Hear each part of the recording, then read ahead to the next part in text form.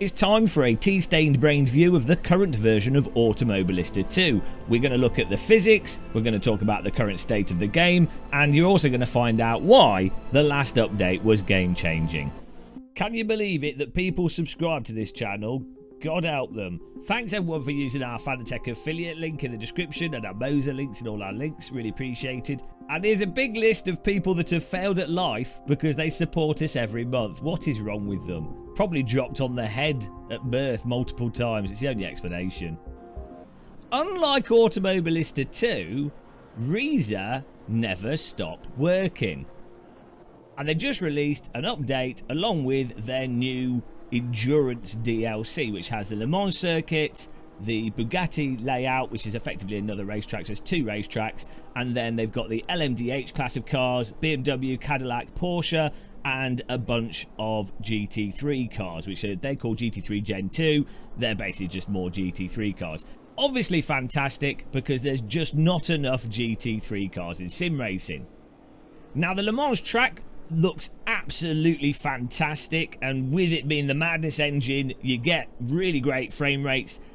Automobilista 2, since a previous update about a month or two ago, the AI works really well. So if you're playing in VR, you want lots of cars and you want to sort of relive the Le Mans experience and do maybe a Le Mans sprint race or even a longer race, and do it in VR with AI offline, you will have an absolutely fantastic time. And one of the things I really recommend doing is the 24 hours of Le Mans in an hour or in a half hour.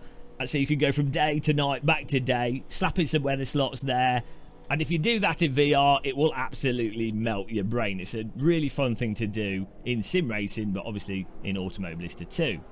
Now, when we talk about the actual quality of the content of this DLC, I think on the Automobilista 2 scale of content, these cars are really quite nice to drive. They are more on the much more polished side of AMS 2 stuff. I think Reza have done a really good job of getting all the content in AMS 2 up to a much higher standard, so it's a lot less likely with AMS 2 now that you jump in, pick a car and be like, what on earth is going on within the context of AMS 2 physics. Stuff's just a lot more consistent now, and these new cars are generally in that more consistent range. I would say, I think it was the Mercedes was really weirdly slidey and a bit weird, but you know, the Porsche, the McLaren, the BMW, and all the LMDH cars seemed fairly consistent. They seemed to sort of make sense in an AM2 sense way of making sense. Now, I say the AMS2 way of making sense, because we do quite a lot of racing of AMS2. I know I'm quite critical, but we do actually play it quite a lot. And the thing is, AMS2, still you use the same driving technique that you would use in Project Cars 2, which is mostly consists of overdriving somewhat into the corner and then slapping on the accelerator as soon as possible to get the rear to come round. Obviously, when you go really slow, you have to be careful because the cars are really rotaty at low speed in AMS2 relative to other sims. But you really don't trail brake in AMS2 or turn on the brake in AMS2 like you do in other simulators. In AMS2, it kind of always feels like you are removing you're basically removing grip from the rear rather than moving the weight of the car forwards and backwards.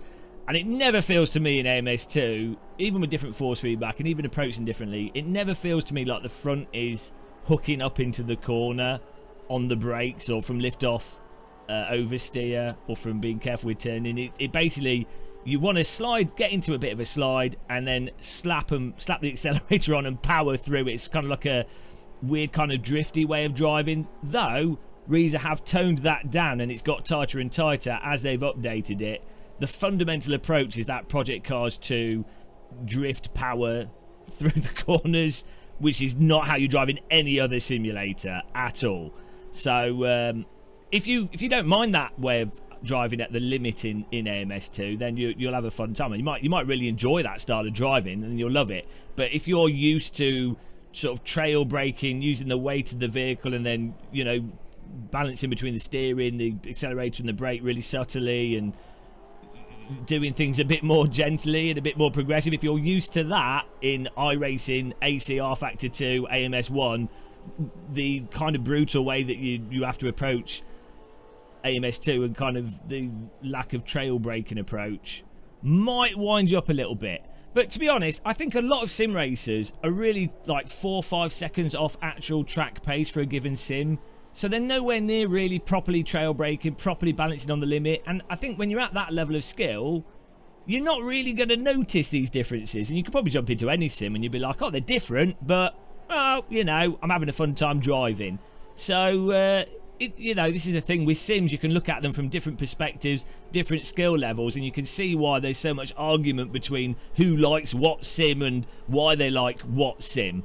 But put it this way, I would never recommend AMS2 to a real driver as a sim to train on, outside of maybe learning a track, or, you know, I mean, you can use Gran Turismo to train on if you wanted to. You could use Mario Kart in some ways, but, you know, in a real sense, you would say, oh, AC1, Factor 2, or even AMS1 would make much more sense. You're going to get, I think, a lot more negative training if you were using AMS2 as a training sim. It's just really... I personally prefer how it drives over GT7 and Forza, and I think the Forza is great, but I just really don't think it's that realistic at the limit. Under the limit, you're not going to notice in any of these games, and when you're not pushing, it's totally fine. But if you're racing, you're driving at the limit. Anyway, all said and done though, I do think it is a really nice update, and really worth mentioning is the fact that if you're playing with a gamepad, AMS2 is actually really quite good fun with a gamepad. And if you've got a Steam Deck, which I've got a Steam Deck OLED recently, AMS2 works fantastic and is definitely the best simulator, I believe, that's available on the Steam Deck. And I would highly recommend putting the, I think it's called counter steer assist or oversteer assist on. Turn all the other assists off, but have that one assist on. And basically what it replicates is when the back starts coming out, it automatically counter steers it. You might say, oh, well, that's cheating. But when you're driving with a force feedback wheel, the force feedback kind of does that automatically for you anyway. And if you're an experienced sim racer or driver, you do that subconsciously. So having it as an assist on a gamepad actually ends up making it more realistic. But all said and done, AMS2 is actually really quite fantastic on the Steam Deck. Runs great, looks great, and is fun to drive. And crucially, the AI is really good, so you can do a race whenever you want with whatever content you want and have a fun time racing the AI, and there'll be a nice challenge with the difficulty spread being really good fun.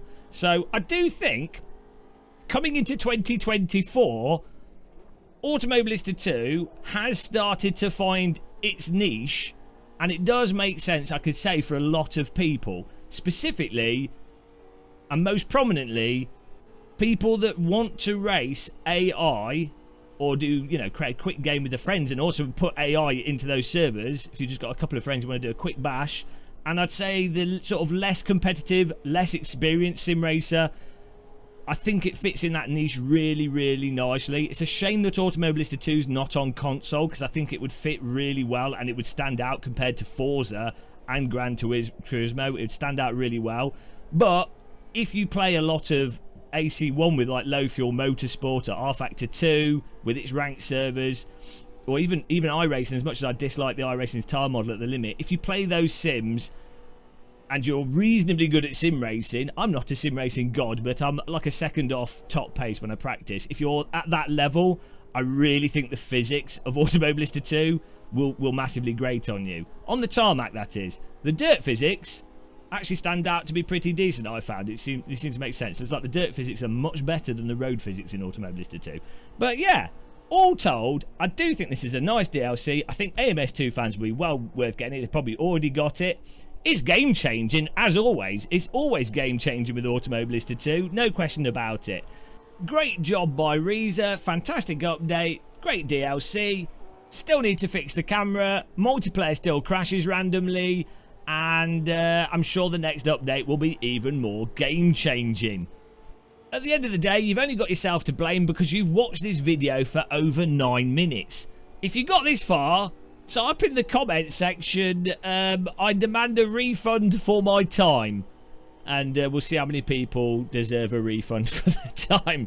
I love the confusion when people come to the channel. They're like, why is everyone typing fish do have legs? It's like, because we're sad here, that's why we're sad. But yes, thanks for watching, guys. Until the next one, make yourselves a ginormous pot of tea, drink it, take care, and goodbye.